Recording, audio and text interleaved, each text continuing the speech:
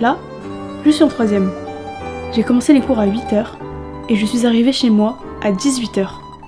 Bon, faut se dire que mon crâne va exploser, que j'ai besoin de me vider la tête, mais surtout de réparer mon âme. Alors ce soir-là, j'ai envie de regarder un Miyazaki. Peut-être le vent se lève. Je ne le sais pas encore, mais ce moment va changer le cours de ma vie.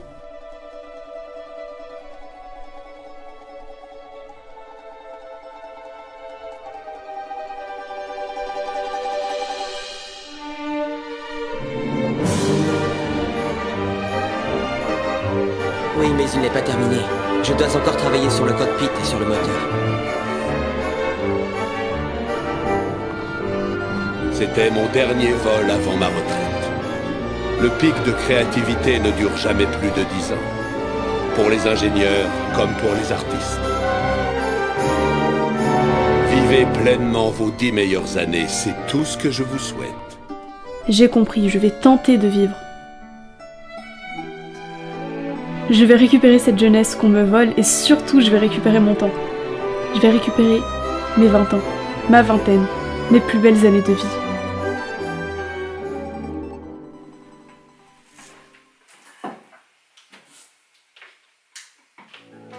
Jusque-là, je suis une élève modèle. Bonne note, discrète.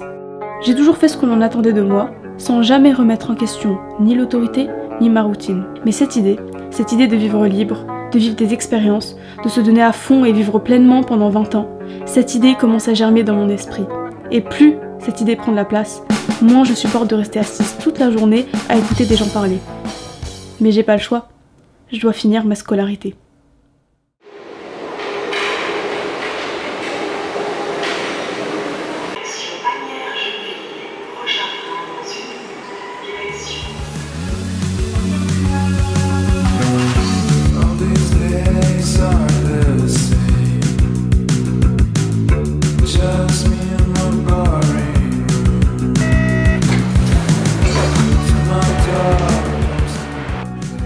Métro, boulot, dodo, métier de bureau et remplissage de tableaux. Non, ça jamais. Parce que le vent se lève et qu'il faut tenter de vivre.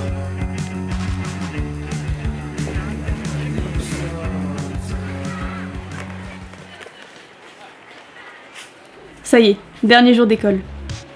J'ai attendu ce jour si longtemps. Ça fait 7 ans. Ça fait bizarre, hein ? Bac plus 3, c'est bon, j'arrête. Donc à tout le monde, je dis que je fais une année de césure, mais à moi-même, je dis que j'arrête les études. Donc demain, je fais ce que je veux, et après-demain aussi, et tout le reste de ma vie.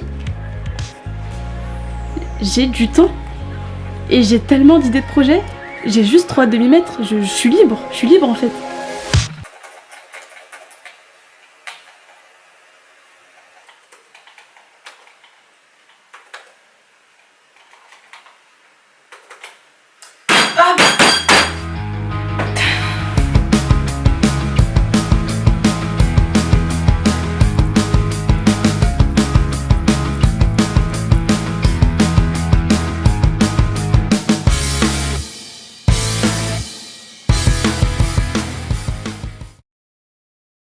Je dois tout recommencer parce que ma lumière, elle s'est éteinte et que du coup, sur les cuts, ça va faire des images différentes. Ça va être trop moche, donc je recommence tout. Regardez mon chat. Elle me boude, on dirait. La vérité, c'est que c'est super dur de gérer son temps parce qu'on n'a jamais appris à le faire. En fait, depuis qu'on est petit, on évolue avec un cadre. Donc quand on est enfant, c'est nos parents. Quand on est élève, c'est l'école. Quand on rentre sur le marché du travail, c'est... le travail, nos heures, nos journées, nos semaines, nos mois, nos années, elles sont prévues pour nous. On n'a jamais eu à les prévoir par nous-mêmes. Et oui, en fait, toute ma vie, moi, on m'a dit « Ouais, Nour, toi, t'es organisée, t'es quelqu'un d'efficace, t'es quelqu'un qui travaille bien. » Pas du tout, en fait. Là, j'ai 22 ans, et il a fallu que je sorte du cadre pour me rendre compte que je sais pas travailler et que je sais pas gérer mon temps. Et c'est super dur. Se gérer soi-même, ça a un nom, ça s'appelle l'autodiscipline. Et peut-être que chez certaines personnes c'est inné, peut-être qu'il y a des gens que, de manière naturelle, c'est leur personnalité, ils arrivent à être autodisciplinés. Moi pas du tout, c'est pas du tout inné. En fait vous voyez, c'est comme le mythe de Sisyphe. qui pousse son rocher et après qui tombe, bah moi c'est moi en fait. C'est genre toute l'année, je l'ai passé à essayer de mettre des plannings, des to-do list, des méthodes pour gérer son temps, pour travailler, etc., etc., pour vaincre la procrastination. Je pousse, et je rate, j'échoue. Et du coup, je repars de zéro à chaque fois. Et à chaque fois que je tombe et que j'échoue, bah je culpabilise beaucoup, je perds confiance en moi, je me dis que je vais jamais arriver, que j'ai encore échoué. Et donc plus je perds confiance en moi, plus je procrastine. Et plus je procrastine, plus je perds confiance en moi. Et bah, ça m'aide pas quoi. Je suis un peu dans un sable mouvant. Et c'est horrible parce que c'est des projets que je veux faire à la base. J'ai beaucoup de projets, j'ai beaucoup d'idées et je veux les faire, vraiment je veux les concrétiser. Mais c'est moi qui ai choisi ça dans un sens. Mais quand même, bah, j'arrive pas à travailler parce que j'aime pas ça et j'y arrive pas, je sais pas comment faire. Et je procrastine beaucoup, j'ai jamais appris à travailler vraiment. Le temps, il passe à une vitesse folle. Cette année, je l'ai pas du tout vu passer cette année de césure, j'ai pas fait grand chose et pourtant je l'ai pas vu passer. Et en fait, le temps passe et moi, j'existe juste. Je suis complètement perdue. Mon esprit et mes pensées sont noyés dans un brouillard mental. Je suis un échec. Est-ce que j'ai fait le bon choix ? Est-ce vraiment une bonne idée de sortir du système études, travail, retraite ? Est-ce que c'est vraiment ça, être libre de son temps ? Rien faire ? Être utile à personne ? Ne pas exister ?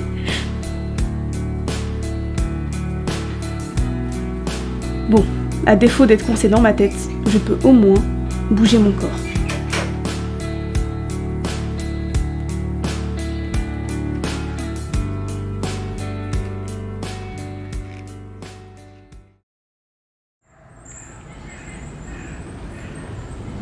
Je décide de me mettre à la marche.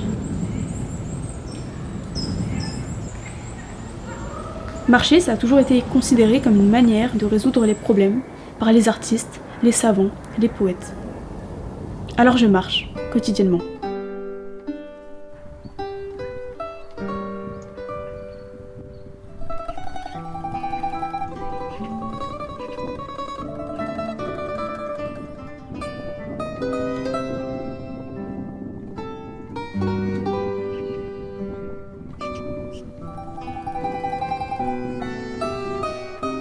Et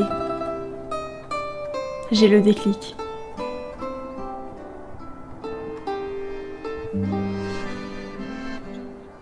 Apprendre à gérer son temps, bah c'est aussi apprendre à en perdre. C'est bon, j'ai le déclic, c'est bon. La vérité c'est que de ma vie entière, ma vie s'est écoulée très vite. Et donc j'ai jamais eu une grande pause. Et maintenant que j'ai cette grande pause, cette grosse parenthèse dans ma vie, bah, toutes mes idées, tous mes doutes, tout me revient un peu en pleine face, comme si toutes les portes s'ouvraient.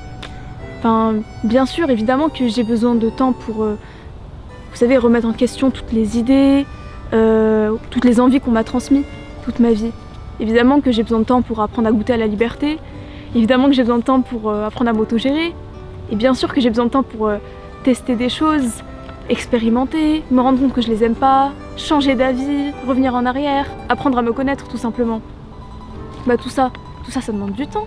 Et puis finalement, perdre du temps, ça revient à en gagner plus tard. Parce que si je pose des bases solides maintenant dans ma vie, bah plus tard, ma vie va s'écouler de manière très fluide finalement. Je me rends compte qu'il y a un paradoxe.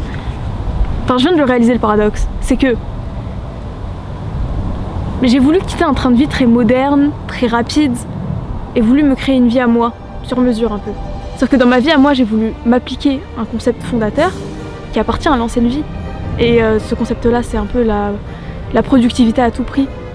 La productivité à tout prix, ça a sa place dans la vie moderne très rapide, ça n'a pas sa place dans ma vie de maintenant, ça n'a pas de sens. Parce que le temps, c'est pas la productivité. Le temps, c'est aussi ça, c'est remettre en question des idées, parler devant une caméra, faire des avions en papier. Le temps, bah... ouais, le temps c'est marcher, par exemple.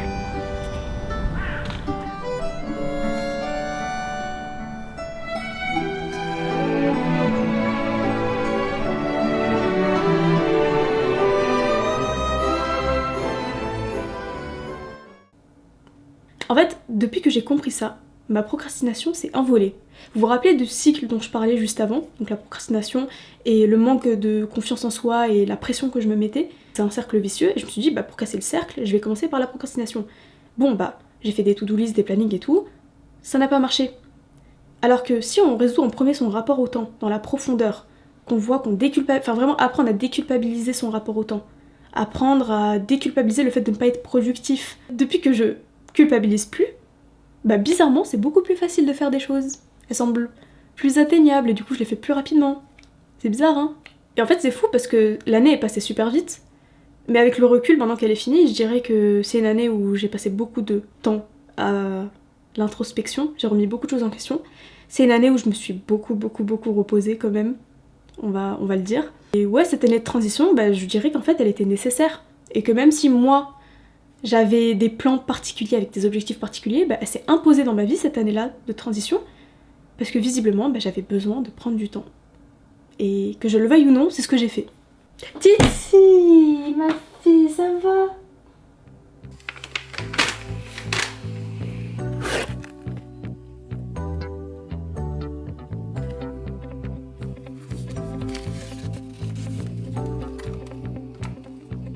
Et je ne veux pas m'avancer, mais je crois que maintenant, je suis dans le bon état d'esprit pour commencer à construire les choses qui me font rêver, les choses qui m'importent. Parce que je crois toujours en l'énergie de la jeunesse, et au fait que je sois entrée dans les plus belles années de ma vie.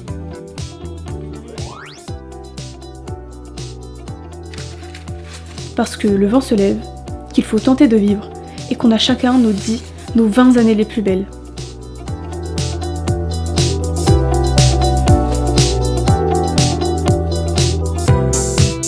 Alors sur cette chaîne, je vais documenter ma vingtaine, enfin ce qu'il en reste, et donc sur encore 10 ans, je vais essayer de publier des épisodes de manière régulière, et le but, bah, c'est de partager ces moments de vie avec les autres, parce que du coup c'est public, mais c'est aussi des vidéos qui m'appartiennent, parce que je les vois comme des capsules des capsules temporelles, les vestiges, les souvenirs de ma jeunesse et de ma vingtaine. Donc si ça vous intéresse, vous savez quoi faire, et bah du coup je vous dis à bientôt. Bisous.